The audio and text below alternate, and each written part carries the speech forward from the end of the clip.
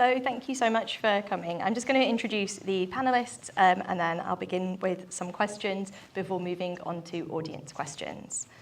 So Sarah Jasmon lived on a canal boat in Lancashire for nearly 2 decades before moving to Donegal in 2023.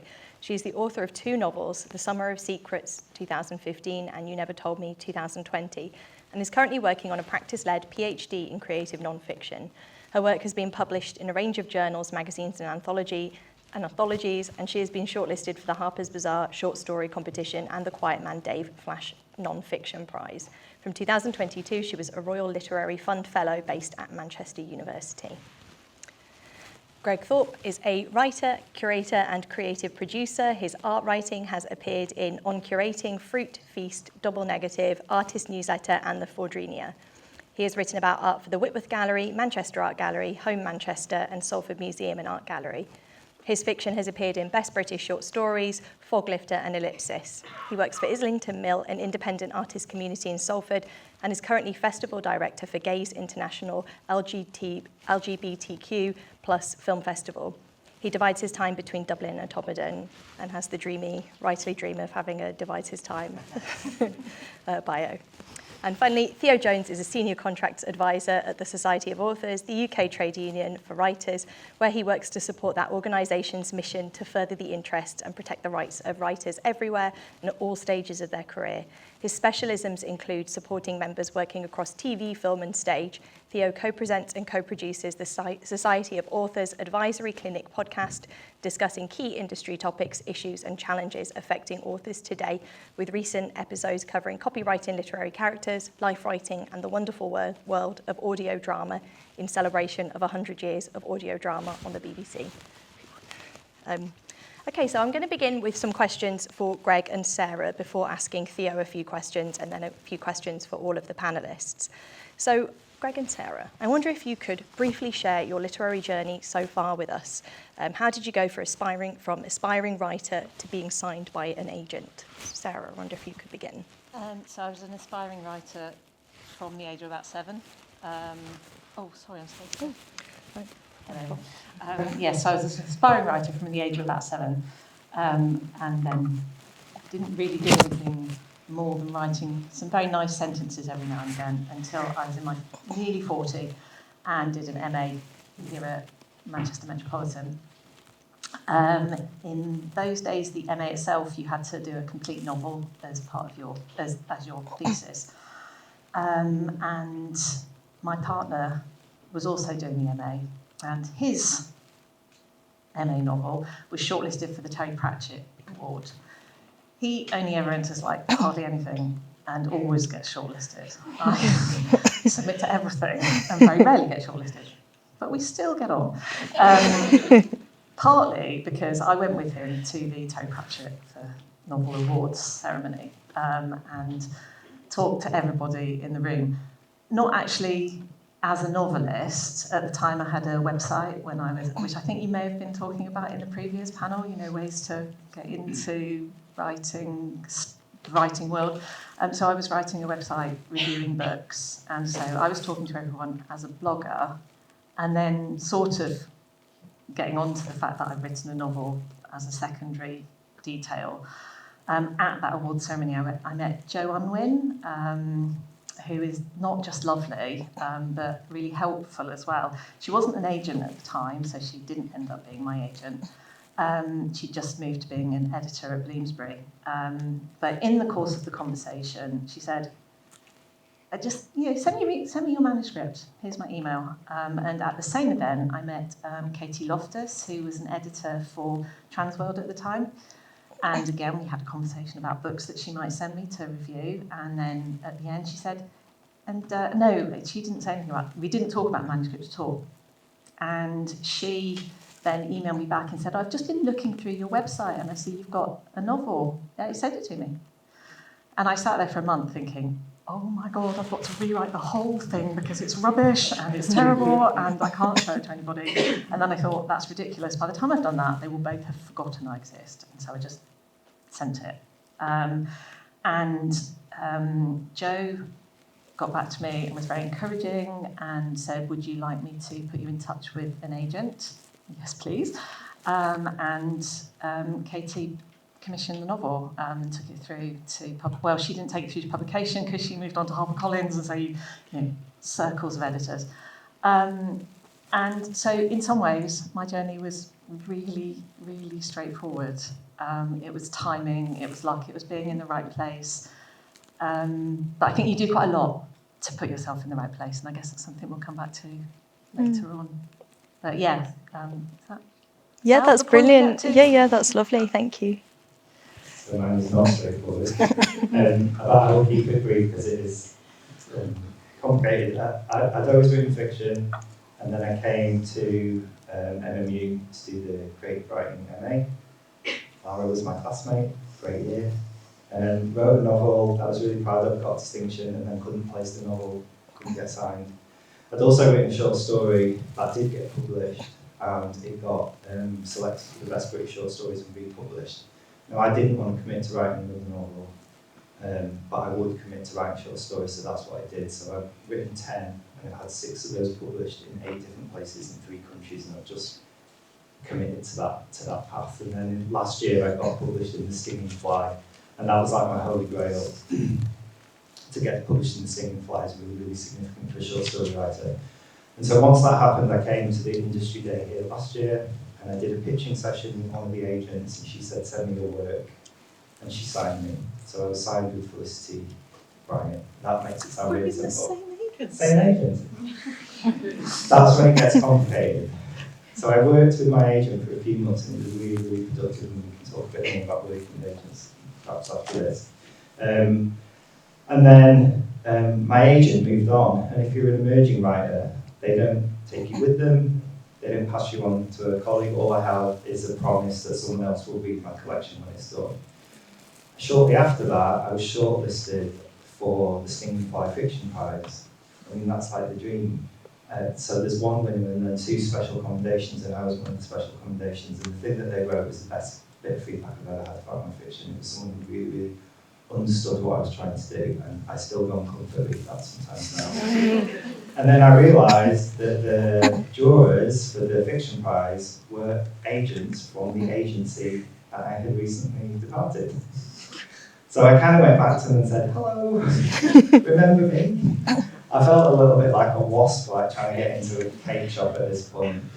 And they were like, "We really loved your writing, and we have no space to sign you because we were looking for one really strong short story writer, and we signed the winner." Obviously, they signed the winner. So I am kind of between agents. I have a promise there that they will read my short stories collection, but that's not the same as getting the support to produce a collection, which is what I had previously. So I'm back to sending the work out to other agents because there's no kind of loyalty or contract there anymore. But that's the journey that I went on. So even though I feel slightly like a fraud sitting up here, so I'm not signed with an agency right now, my job is to tell you that it's not linear, kids. The journey. That's how I'm going to get around that. That's so interesting. I think it's also really important to think about the idea of being in the right place at the right time, but also thinking about how important it is to think about placing work ahead of your novel, and how a really good short story in a really good publication could launch a career. So yeah, it's more than just focusing on your novel or your manuscript. Okay, what is it like to work with an agent, and what are the benefits and drawbacks of working with an agent? What sort of processes have you gone through in working with an agent? So because I essentially got my agent and a contract at the same time, it was possibly a little less straightforward. Well, it's different to just working with your agent, I think. And so for the editing process really was very 3-way in that first time. So all 3 of us put in ideas, and they both gave me editing ideas and advice, and that was great, and I always felt very supported by it. And I think it's a funny thing with the agent. I think maybe you have this picture that when you have an agent, they are your buddy and they're on your side, and they are obviously they are. When they are there to sell your work, which makes money for them, and that means they don't generally do you don't go and have, I mean, maybe some people do, but 4-hour lunches where now what shall I write next? And, or them bringing opportunities to you. They are there for when you have a good idea, and it's a strong idea, and you tell them, and then they tell you what they can do with it or what you need to change. So my second novel came out the weekend the lockdown started, which was not great timing. I'd already started a PhD at that point. I really it was a mixture of losing confidence in novel writing and also just not wanting to do it at that time. And so I had quite a long stretch where occasionally we'd be in touch. I got her to write my reference for being a Royal Literary Fund Fellow, for example, and also for getting a grant from the Royal Literary Fund as well in COVID. And so they are there as your guarantor, really, that you are a writer, that you are a member of the community, really. And I think that's one of the confidence-boosting things about having an agent.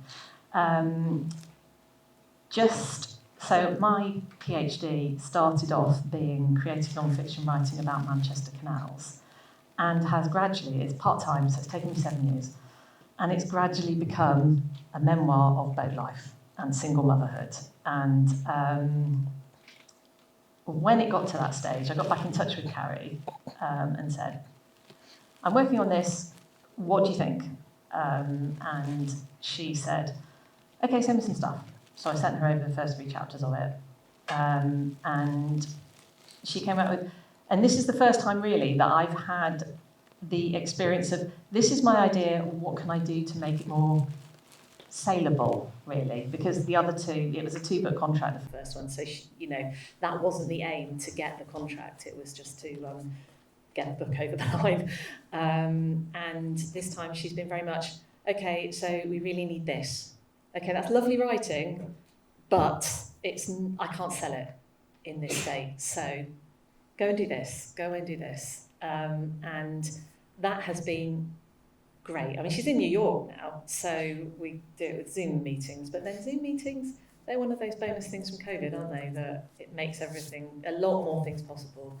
And so I think I'm quite lucky that we get on very well together, we have a very relaxed relationship. I feel that I can ask her for stuff when I need it. She is very good at getting back to me when I send things to her, and at the moment that is fine, that's all I need from it, and hopefully it'll be something that we'll continue working on for many years to come. And I realise that I don't have any experience of any other working relationships with agents, because she was the one that I just fell into, and it's carried on, it's worked across that time. So yeah, mine was super positive, because I was focused on the writing, and she was focused on the collection, so a book, and me as a writer. So she would do clever things like she kind of had a narrative of me as a writer. So like my first story got selected for the Best British Short Stories, and then my second story was in a collection that was Lambda Award nominated. Now that might have been nothing to do with my story, but she was like, this is a thread. And then my third story was republished by the Aesthetica Creative Annual, where they choose their favourite fiction of the year. So she was like, this is a little narrative that you can build on for your success as a short story writer. So that came from her. And then also, when I sent her the stories, I said, I think these are the ones for the collection. And she was like, no, send me everything. So I sent her everything, even unfinished stories. And she was like, this is the collection. And it was different to mine.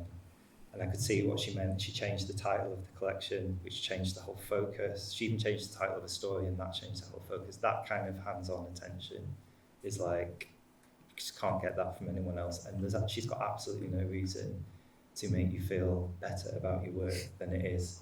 because she wants it to sell. So I started to conceive of the collection as a book, which was great because that felt like one step closer to it. And she was also a short story writer, so that affinity was really, really important to me as well. So I had absolute trust in her. And please come back.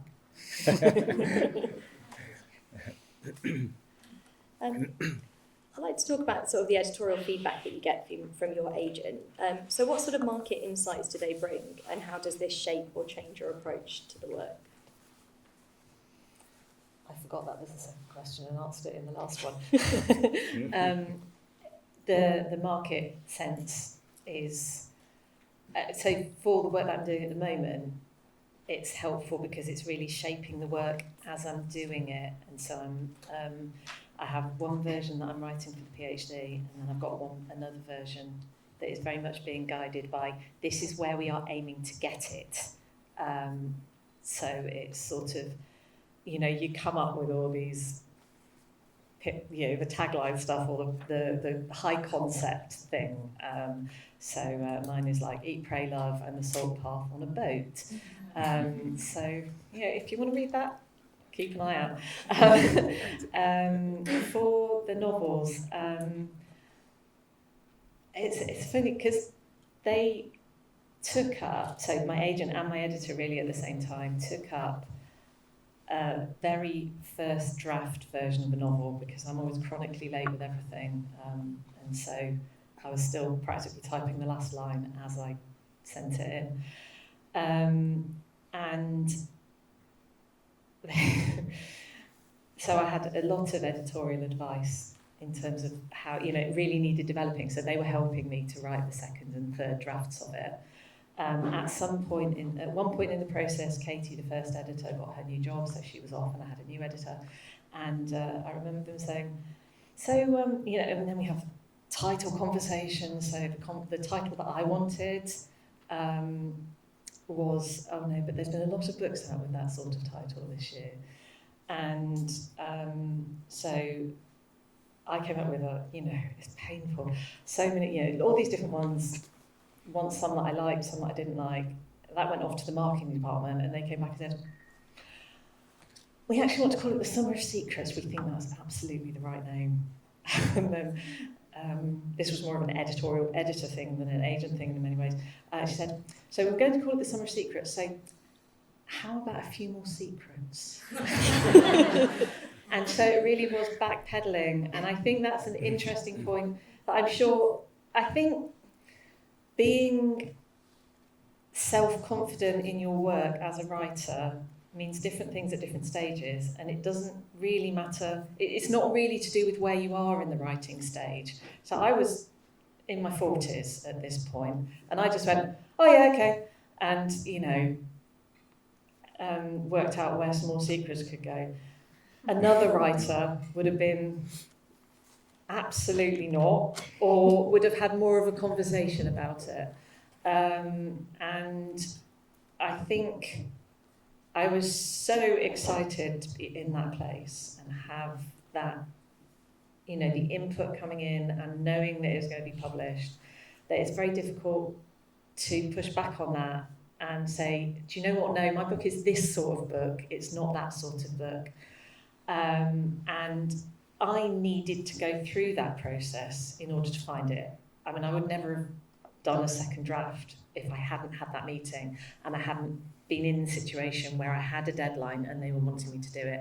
If I hadn't had a 2-book deal, I would never have written the second book. I know that about myself.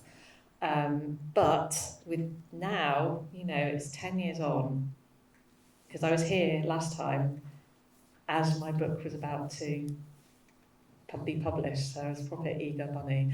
And now it's just, yes, I will be flexible. I'm not going to not listen to advice. And I think, what you're saying is really interesting. But it will always have to be connected to what I'm doing as well. And it's having the maturity and confidence as a writer. And you don't get that. It's not necessarily something that comes with age, or it comes to different people at different times. And you don't want to push back just for the sake of it. No, my vision. That's not going to get you anywhere. But it's a mixture of the two, I think. And I don't know whether that's answered the question or not. So I'm going to pass the microphone on very quickly. Thank you. Yeah, I got great editorial feedback. I mean, not kind of line edits, because we weren't at that stage, but she understood what was good about the stories and what was missing, to the point that she returned a new story to me and said, "This is great, but it's so like fast, it's over before you know it." And I was like, "Yeah, I kept it to under 2,500 words so I could enter it into a prize." She was like, "I get it, don't do that." So I was like, "Okay." So then I wrote the version that it was supposed to be, and she was right, it's much better. But that's a lot of intuition for an editor to understand that that is what would happen. So I had a great deal of trust in her for that. But you can get similar like editorial support, you know, when in the cycle of submitting to literary journals. When I was published in The Stinging Fly, my editor was Lisa McInerney, who's a really well-respected novelist in Ireland. And she paid such close attention to the work. And I realised in that process that, like, when you see people getting published in these really esteemed journals, like my thing is I always wanted to be published in Granta, and those stories are so flawed, but they're exponentially improved by going through the editor. They don't arrive like that. So you can see that once they take you on, they really want to support you, and that is to the level of the line sometimes. So that was really, really encouraging. And actually, again, with Lisa, I submitted this story, and she was like, "I feel like there's a sex scene missing here." And I was like, "Let me tell you, when I put a sex scene in, they don't get published, especially in I write mainly queer historical fiction. Nothing happens." And she was like, "You can do that here, it's fine." So I put the sex scene in that she was right, and it's not like graphic or anything, but she knew that it was leading to something and that it was missing. And that's an amazing bit of intuition again. So you can get that kind of support from different places if they really believe in your writing. It's so interesting hearing about the work that needs to go into an individual story, and then the work that needs to go into an individual story as part of a wider collection, and how different those things can be. Absolutely, yeah. So last question for you two before we move on to some questions for Theo. Do you have any pitching advice for writers who are aspiring to be published? So I guess that would be in terms of like an agent approach letter, or just sort of making those kind of preliminary introductions. So have your idea as fully formed as possible. Talk to as many people as you can as possible. Develop a writing network of support around you where you can talk to people that you trust. And the more people you get to know and ask them about it, then they also know other. You know, there is this sort of stepped process where each step you go up, you meet more people who are on the next stage of writing, and then you go up and join them, and it just broadens out, and you it is quite scary. I think, I mean, I feel like a bit of a fraud because I never did the submitting to agents thing because it all happened by word of mouth. But I know from friends who've been through that process, and also thinking about how I would be approaching an agent now. If you do need to get new agents at times, and then you have to think about it again. So really have a clear idea, not a rose-tinted idea about what your novel is, but really do the work of thinking, whose writing is it actually like, rather than whose writing do you think it is like. You can. There are things out there. On Google how to write an approach letter to an agent, or how to write a synopsis. Get everything sounding great because you want it to hit them. They do genuinely only read the first page, and they usually send it out to one or more readers who, if they're gripped by the first page, you've got a chance. But it's like competitions or submitting to journals or anything where just because one person has rejected it doesn't mean that you are awful at writing or that your book is rubbish. It just means that they have 1,000 people that week sending things in, and they can't take everybody, and it might be whoever read it that day. That's also a very reassuring thing to remember when you don't get shortlisted, or if you do get shortlisted for a prize, you don't get to the first three. There are very fine margins between a lot of these things, and you do often have to just pick yourself up and think, okay, that didn't work. How could I make this better? And I think that's the same with submitting. It's very much like the process of submitting. If you've got an essay, I'm very much doing essays at the moment, and I have a whole batch of them, and I send them out, and they come back, and I remind myself that not all of the essays they get can be published, and then I look at it again, and I rewrite it or I re-edit it for the next time I send it out, and it's better every time I do it. And so if you think about it that way, that it's not just you that has 20 agents that you've ticked off your list. And also, if you get everything in the right place, then you've not wasted that time, because if you sent a submission to an agent, you generally won't send anything back, unless they specifically say, I really like how you sound, but you're not ready yet. I guess you could go back. But mostly, if they've said no, they really have said no, unless obviously there are different situations where you've got that connection. And so you don't want to screw it up by forgetting to put in your synopsis, or by claiming that you are exactly like Hilary Mantel when you're really not. And it doesn't mean that you have to write like her, it's just the tone of it. It's showing that you know your industry. It's giving the agent the confidence that you're someone who it's worth taking her time with, or his time with. Yeah, a lot of that rings true for me. If you can pitch in person, do that. I can make people excited about my stories much better in person than I can by writing. I know that's not always possible, but with events like this, it is possible. And our conversation lasted 5 minutes before she was like sending the work. So I couldn't have got that by email, and I know because I tried.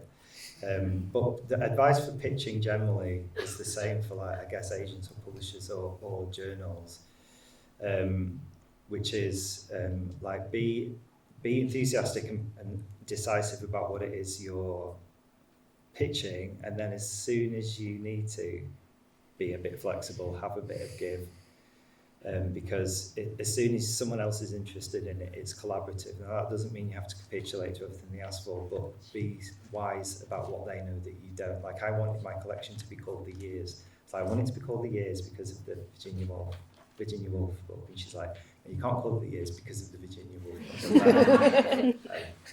I see that now. But it's like playing the lottery. Like, you do a set of numbers and you think, do I change the numbers next week because they didn't win, or do I keep the numbers the same? Like, do I change my pitch every time? Does that mean the pitch wasn't working? So it's really hard to know. And also, you need to do loads of research. Like very often people will say, like, liken yourself to a writer that you know that they're interested in, and that doesn't always work. You have to look at the whole of the collection of writers that they represent. If you go to them and say, I think I'm going to be the new Colin Barrett, they're like, well, we signed Colin Barrett. So some people like sell it on the back of what they are interested in, and some people are like, be a confident new voice. And you have to do the research to do that. So you have to be widely read, and you have to, and being widely read is also a really important part of it. Like, I was on the jury for the Iris Prize, the short film prize this year.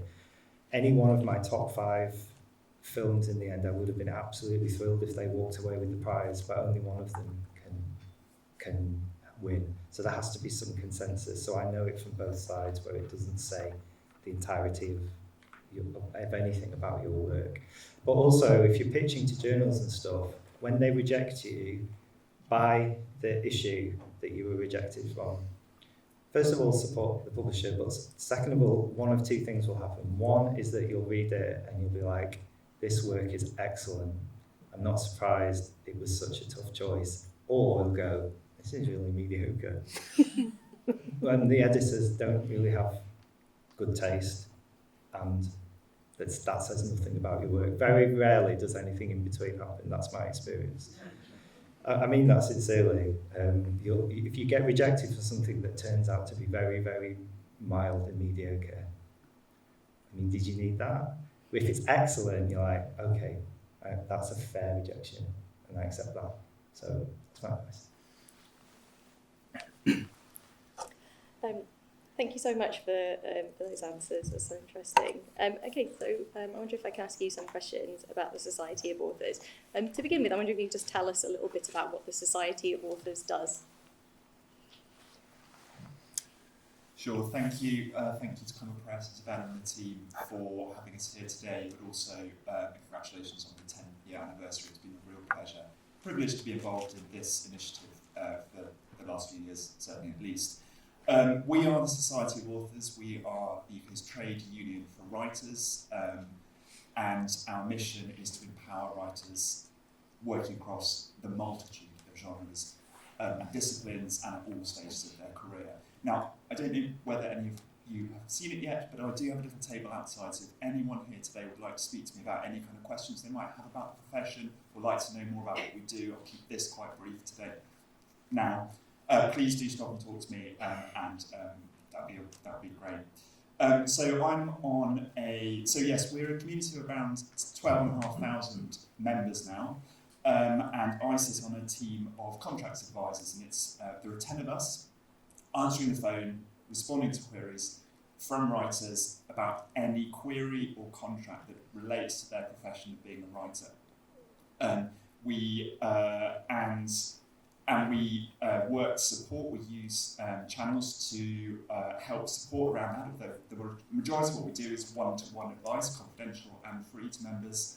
We have a podcast. We run professional development events. And we have columns in the author in-house magazine, and yes, and I would encourage you to look at our website because a lot of this material is freely available, even if you're not a member of ours. We also find that when speaking to writers, and it's been a real pleasure to hear from you today, about the importance of community. And we try and help writers we have special interest groups for people writing for stage, TV and film, which is my area, the Society, for translators, for illustrators. We also have local regional groups where people can meet up and share their work and talk and share concerns, empower each other, support each other. We also run events and we run prizes and funding. We also have helplines available for issues related to, for example, tax. And that's run by an accountancy team in London. And I would just like to take a moment, obviously, we also lobby for the profession and for writing more generally, and we also, to a certain extent, enter into collective bargaining on behalf of all writers everywhere. So if you'd like to know more about that, we have rate cards, for example, with the BBC for their audio drama writing. And I would just like, because we're on, the buzzword at the moment continues, of course, to be artificial intelligence. I would just like to take this moment to celebrate the role of human-authored creativity, and whether that's a writer, an agent, you were talking earlier about the editorial collaboration, a translator, an audio narrator, the list goes on. But just to make that point, because I think it's one that is increasingly important, and it's, again, one we should be celebrating these kind of initiatives because they bring writers together. And yes, so that's what we do, and I'd love to speak to you if you'd like to know any more.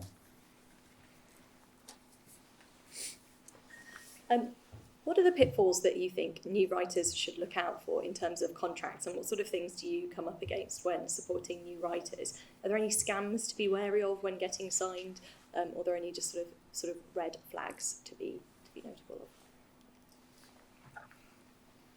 Of course, I think you have to be a little bit careful when you talk about scams because of the association to fraudulent, potentially illegal activities. Scams can, we have a great article that we just published on our website about scams. They can be, yes, incredibly distressing. If you have any kind of concerns about phishing or someone's trying to steal your data or details, we would encourage you to send those in to us and we can give some advice and we can check those out for you.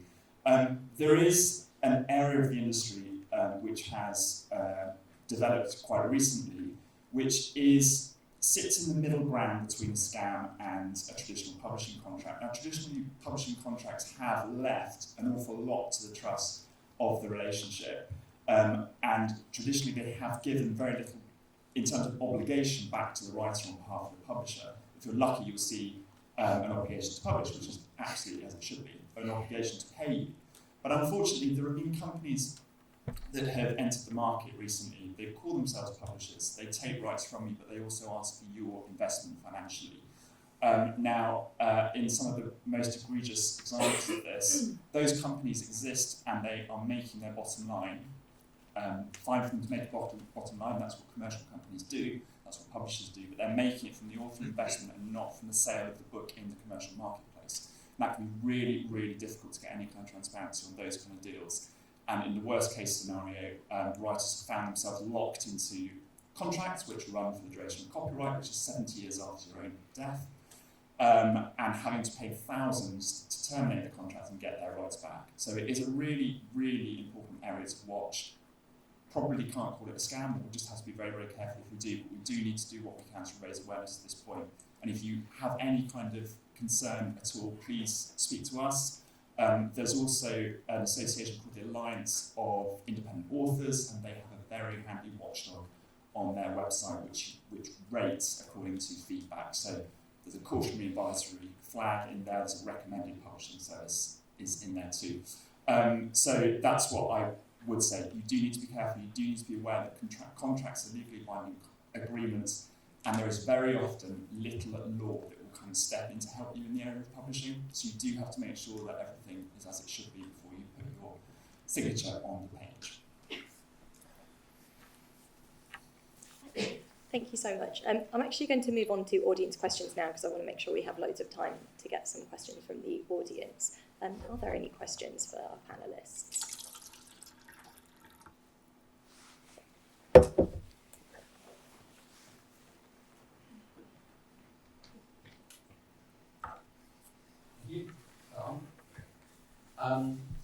This might be a little bit of a new question, but it's one I was going to ask later. This might be actually the best for it.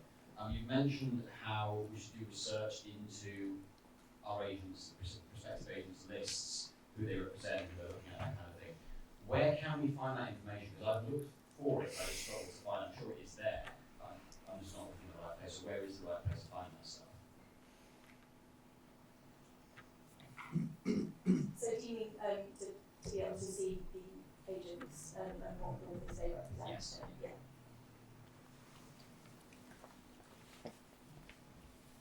So, I mean, part of the agent's job is to like rep hard for the authors that they're representing. So if it's not there on the website, that's like a problem. But you can email like the general info at an agency and ask for the full list of who they represent. I've done that before. And the other thing I do is like, I mean, I'm quite forensic about it, is like to look at how the author got to that agency. So like, for instance, especially with someone who you might liken your career to or whatever, to see where they got published before and what their journey was to that agency, because these are landmarks that agency obviously respects. So that's why I had Stinging Fly in my mind, because all of my favourite contemporary short story writers have had something in Stinging Fly. But the standard there is very, very high, so I followed them, how they got to their agency and worked backwards.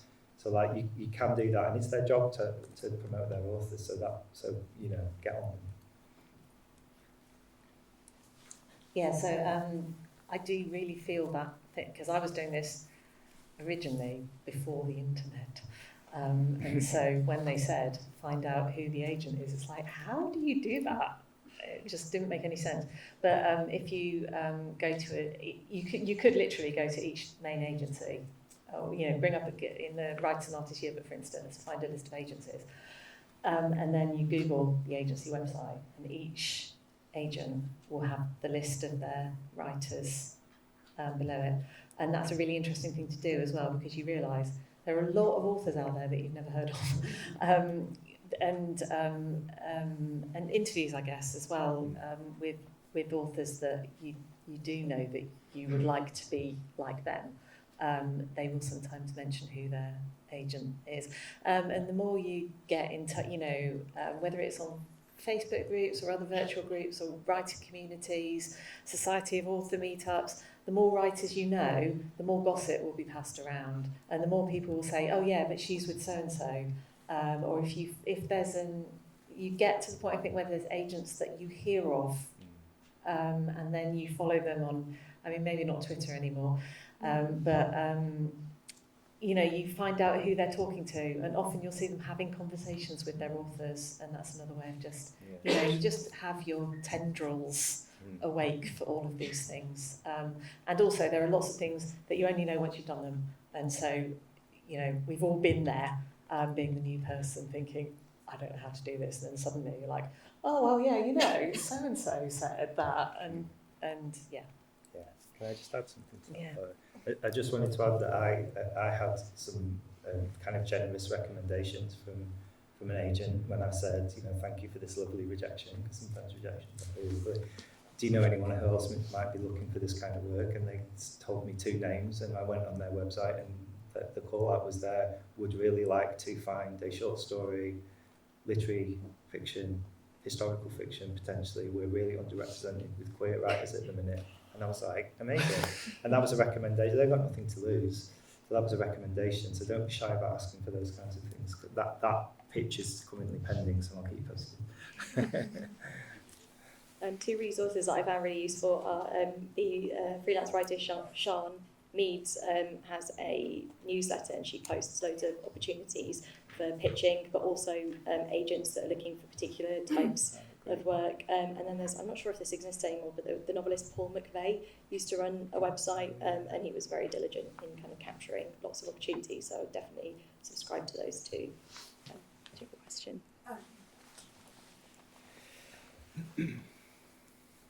Sorry, it might be a silly question, but how do you know that you're out of the point where you're still editing and writing by yourself and kind of ready to query, I suppose would be my question. How do you know that your work is kind of the quality that it needs to be? Question. That's a really good question. Yeah. Also a really tough question. Yeah. It's very much not a stupid question, Not and so. it's a question that we all ask ourselves all the time.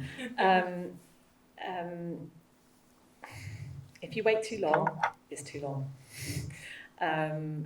It doesn't have to be perfect, as long as it's finished. If you feel it's finished, and then think about it as you're going through. So, as I was saying, I'm relating this more to maybe sending out to journals, that if it's coming back, you look at it again. It doesn't necessarily mean that there's something fundamentally wrong with it, but there's always something else you can do. But don't wait until some perfect time in the future when it can just be handed over. Because when you're taken up by an agent, they're not really taking you up on the finished, polished product. They're taking you up on your potential and the voice they can hear in the work that you have. And so as long as you are clear on what you want to be doing with it, and you can write a pitch to them to say, this is what I'm doing, this is what I want to be, this is what my writing represents.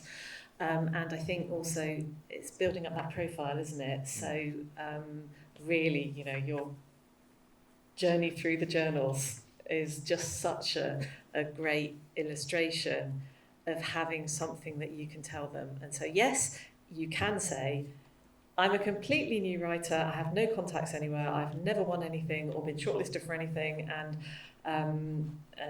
I've never shown this work to anybody else. I'm not saying that you can't get through with that, but I think it's less likely because you are providing that foundation.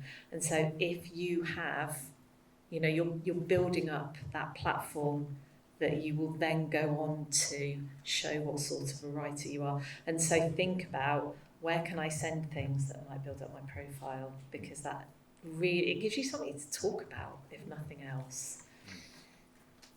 Yeah, that's really helpful advice. Is this being recorded? Because I might need to watch this back for myself. I'm going to email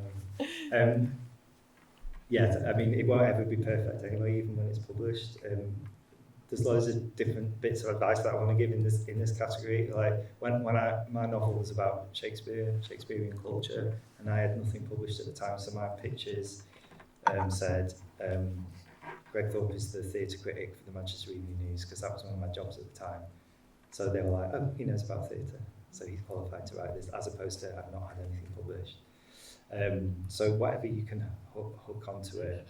If you can, are you writing a novel or a short story? Yeah. So if you know that there's a tricky bit of your novel somewhere that you just think at the back of your mind that needs fixing, put a sticking plaster on it.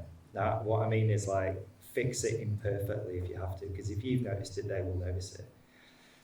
But remedy it somehow. Don't just hope that it will go under the radar. Do what you can with that bit. And also, like, this is just general advice in terms of like sending stuff out, whether it's ready or not. Like, I have my writer's head, and then I have my administrator's head. My administrator doesn't mess with the writing. Like, he sends out the materials. He's my like assistant, and I respond very well to deadlines. Like, Cypher Press is open all of January. I'm going to have something to send them by January. And it will be read, whatever state it's in, that's what's going, because that's the availability. These opportunities don't come around very often. But the writer head will be agonising over what I send. But do you know what I mean? So don't let one tip over into the other. And my friend who's a poet said, every time you get a rejection, that's your trigger to send something else out.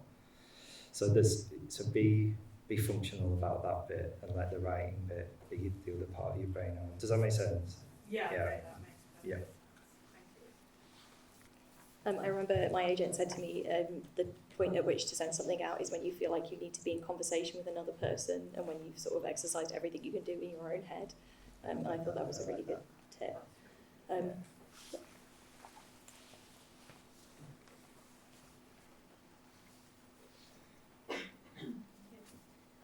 you've only got 15 minutes to pitch, like we've got this afternoon face-to-face, how much of that pitch should be concentrated on getting the storyline across, and how much should be concentrated on the other things that we've discussed today, such as your credentials or any prizes you've won, or maybe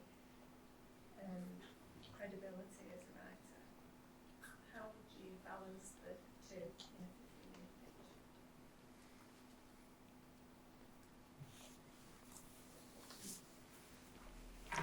Definitely you. So I concentrate entirely on the writing, because if someone's excited to read it, they're not going to care about the other stuff. That was my angle. So I basically started with the big picture and then gave some examples. So I basically said, this is so much of queer history is invisible, forgotten, overlooked. It's not been archived. The job of the fiction writer is to breathe life into those spaces with the little fragments and the little traces that we have. Let me give you an example.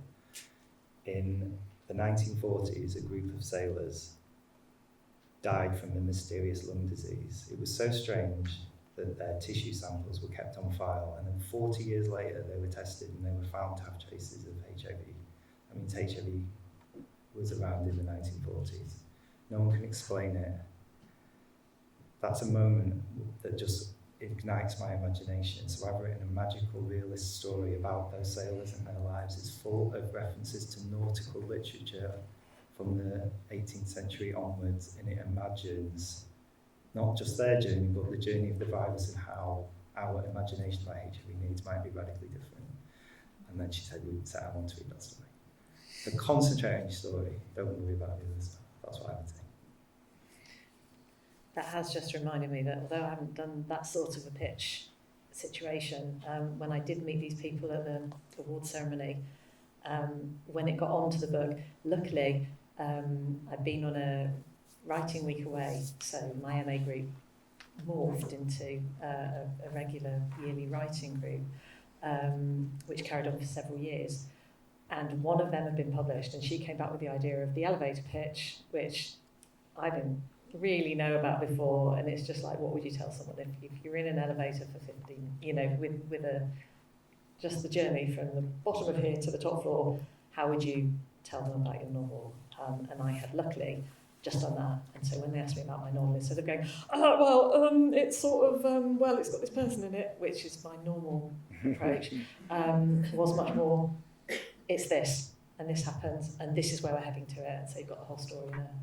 I just remembered something. The other story that I pitched, because of the elevator thing, you just reminded me, is a story called The Elevator Boy. So I was very cute. I was like, I'll give you an elevator pitch for The Elevator Boy. That when the silent film star Rudy Valentino died, 3 people committed suicide, and one of them was an elevator boy who worked at the Ritz Paris. And all we know about him is that line that he was found on his bed in the staff quarters, and his bed was covered in pictures of Rudy Valentino and he'd taken poison. So I wrote the story about the last 3 days of the elevator boy's life, and I did it like that. She was like, the elevator thing, so cute. I'm commissioning your short story. Thank you. I think we've got time for one more audience question. But if we don't have any, my question would be, really quickly, what would all of our panellists give as your sort of top tip for a debut author? Community, definitely. Have people around you who you can talk to, who you can feel writerly with. And I think that's the best thing, because it's really easy to feel, particularly before you are published, and you say to people, I'm a writer, and they say, what have you had published? And so you can very quickly, when you're trying to get time away to do the writing, you can't, because you've got to do the washing up, or someone said that it's not important because you're not really a writer because you've not had anything published. And so in order to get to the point where you feel credible to keep sending things out and to keep, you have to have the confidence to be a writer before you are a published writer. And if you have a community of writers around you, wherever you find them, that means you stay in the writer's space, even if that's the only part of your life that is connected with being a writer. I love that. Mine would be have more than one writing project on the go at once. So when you get fatigued with one, your enthusiasm for the other will take over. And also you've got something else up your sleeve. But if you're telling someone about this exciting writing project and you can see them glaze over, and you have like a second card to play, and also you don't know where it will lead, it takes the pressure off, especially if you're writing one thing to get published and the other thing just for yourself. Like, you'll be surprised how much energy you get out of it. I was trying to write a story about the gay Irish nationalist Roger Casement while I was in Dublin, and I couldn't write it, and I ended up going on this whole odyssey trying to find where my family were buried in Dublin and all of this. Like, it turned into something else completely, and that got published. That hadn't been my plan from the beginning, but it took the pressure off the main story, which is still unfinished. But you can pinball between those two, and you'll always have something extra to talk about. That really works for me.